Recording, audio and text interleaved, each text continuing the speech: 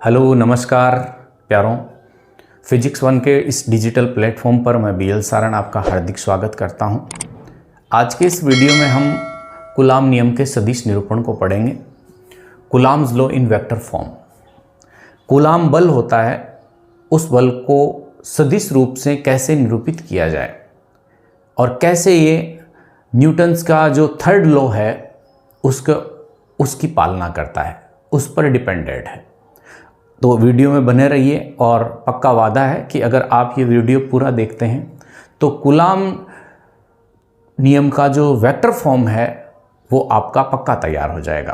तो चलिए हम वीडियो की शुरुआत करते हैं, बात करते हैं टॉपिक की। तो देखिए, कूलाम नियम का सदिश निरूपण।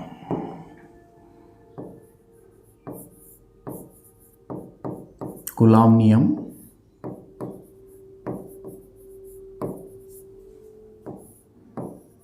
का सदिश निरूपण।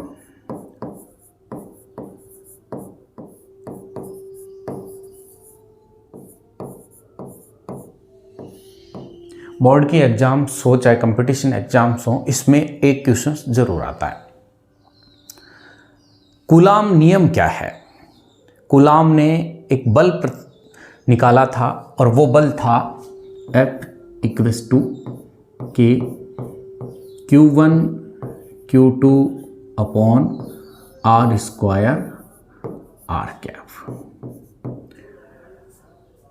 दो आवेशों के बीच में लगने वाला बल होता है और ये होता कैसे है? कूलाम ने कहा था दो आवेशों की मात्रा के गुणनफल के समानुपाती और इसके आवेशों के बीच के मध्य की दूरी के वर्ग के व्युत्क्रमानुपाती होता है कूलाम बल। और इसका फॉर्मूला आपके सामने है, जिसको मैंने आपको पिछले वीडियो में बताया है। और आप पूरा जानना चाहते हैं तो इस वीडियो के डिस्क्रिप्शन में इसका लिंक दिया हुआ है, आप वहां से ये वीडियो देख सकते हैं। तो चलिए हम वेक्टर फॉर्म को देखते हैं। वेक्टर फॉर्म में जब देखा जाए तो हम देखते हैं कि एक फ्रेम की इमेज सेट करते हैं माइंड में। ये फ्रेम है, आपके पास एक सिस्टम है। इस फ्रेम में मान लीजिए आपके पास दो चार्ज है, एक चार्ज Q1 और दूसरा R एक डिस्टेंस पर Q2 चार्ज है। ये डिस्टेंस कितनी है ये यहां पर हम इस फ्रेम के साथ सेट करके बताएंगे। इसके मूल बिंदु से Q1 R1 स्थिति सदिश रखता है और Q2 R2 स्थिति सदिश रखता है। R1 और R2 का जब हम विस्थापन सदिश की बात करते हैं तो या तो ये वैल्यू होगी R12 और या ये होगी R21। R12 होगी तो R1 माइनस क्या होगा इसका R2। अभी हम इसको मोडुला में ले लेते हैं और R21 होगा R2 माइनस R1। इसको भी हम मोडुला में लेते हैं, यानी हमें अभी डायरेक्शन का पता नहीं है कि बल किस दिशा में लग रहा है। अब हम बात करते हैं इन पर लगने वाले बलों की। अगर आवेश 2 1 पर बल लगाता है तो ये 1 पर लगने वाला 2 के द्वारा बल F12 होगा। और इसी तरह से दूसरा फोर्स जो है वो 1 द्वारा 2 पर, तो F21। चार्ज का नेचर जब एक जैसा हो, बराबर हो, तब इस तरह से ये एक दूसरे को धक्का देंगे। और जब चार्ज का जो नेचर हो वो नेगेटिव फॉर्म में हो, यानी एक प्लस हो एक माइनस हो, तब ये फोर्स इसको अट्रैक्ट करेगा। तो हम दो पॉजिटिव चार्जों के ऊपर ही हम यहां पर डिस्कशन कर लेते हैं।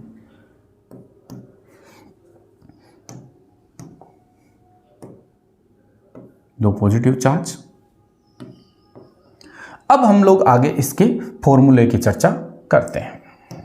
देखिए, सबसे पहले तो हम फॉर्मूला लेते हैं F12, यानी F12 है ये Q1 जो चार्ज है, Q1 चार्ज पर Q2 का बल। और ये कितना होगा F12 इक्वल्स टू के Q1 Q2 अपॉन R12 का मोडुला स्क्वायर और R12 का कैप। ये क्या है? R12 कैप यहां पर एकांक सदिश है, यूनिट वेक्टर है। अब इसमें R12 का जो वेक्टर का जो मोडुला है वो किसके बराबर है? ये इसकी डिस्टेंस बताता है, R1 माइनस R2। ठीक बात। अब इसमें एक चीज ये और आ गई, R12 का कैप। ये इसकी यूनिट वेक्टर है और यूनिट वेक्टर में क्या होता है कि यूनिट वेक्टर जब आप लिख रहे होते हो तो R कैप इक्वल्स टू होता है R vector upon R vector का मोडुला। यानी मात्रा, मात्रक और दिशा में हम मात्रा और मात्रक का भाग देते हैं, जिससे बचती है केवल दिशा, डायरेक्शन। यानी यूनिट वेक्टर जो होता है वो केवल और केवल आपको डायरेक्शन दिखाता है। अब R12 का जो वैल्यू है वो हम लोग लिख देते हैं, R12 की वैल्यू किसकी? इस यूनिट वेक्टर की, R1 माइनस R2 बट्टे R1 माइनस R2 का मोडुला। अब आप एक चीज ये देखिए कि ये जो इक्वेशन नंबर 1 है, इसमें ये A और ये आपका B, ये A में A और B जब वैल्यू रखेंगे तो हमारे पास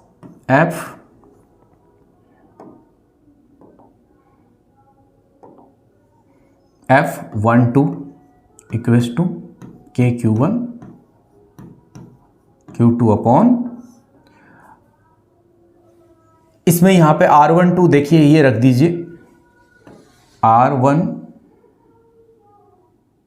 माइनस R2 के मोडुला का स्क्वायर डॉट, यानी अब आप इस जो आपके केप की वैल्यू है वो रख दीजिए, R1 माइनस R2 बट्टे R1 माइनस R2 का मोडुला। ये आपके पास इक्वेशन नंबर आ गई 2। ये आपको ध्यान रखना है, जिन बच्चों ने प्रारंभ में इक्वेशन नंबर 1, इक्वेशन नंबर 2 ए और बी को बढ़िया तरह से देख लिया, उसे इस कुलाम्स लॉ की वेक्टर फॉर्म को समझने में दिक्कत नहीं होगी। इसी तरह से हम लोगों ने ये पहली जो प्रॉपर्टी है सेम इसी की इस तरह की आपको सेकंड प्रॉपर्टी और निकालनी है। सेकंड आपका इसका सेकंड क्या वैल्यू है? सेकंड है आपके पास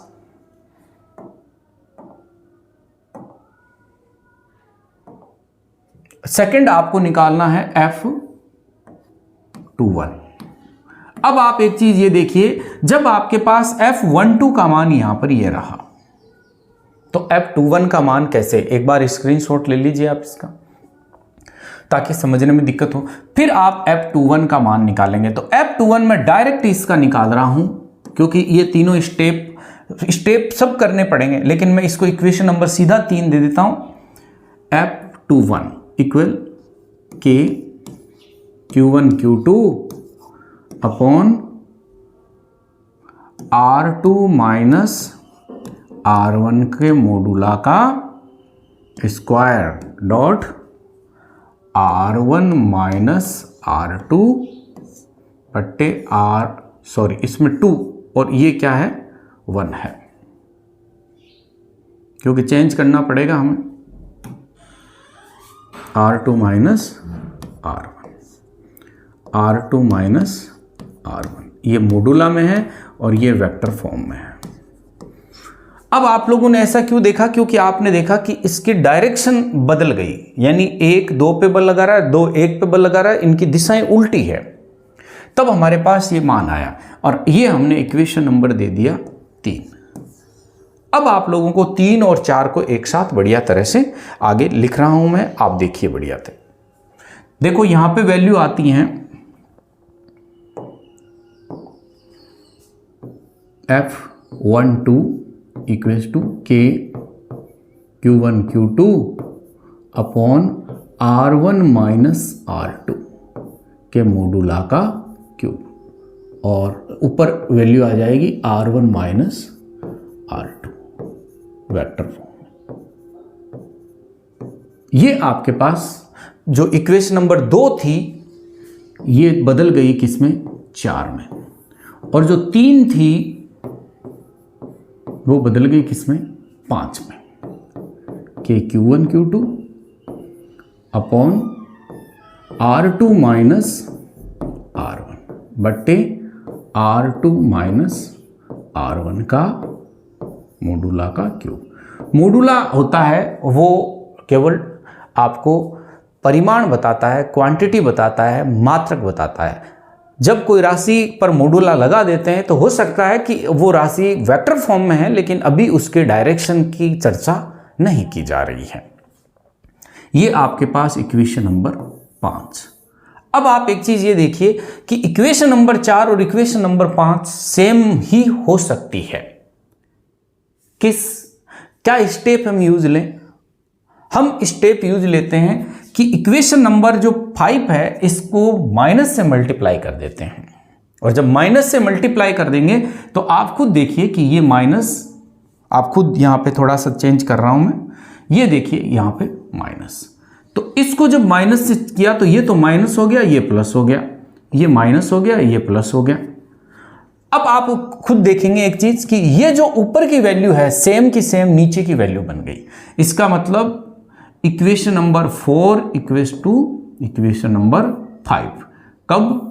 जब आपके पास F12 equals to minus F21, ये इसके वेक्टर फॉर्म को सजेस्ट करता है, वेक्टर फॉर्म को बताता है।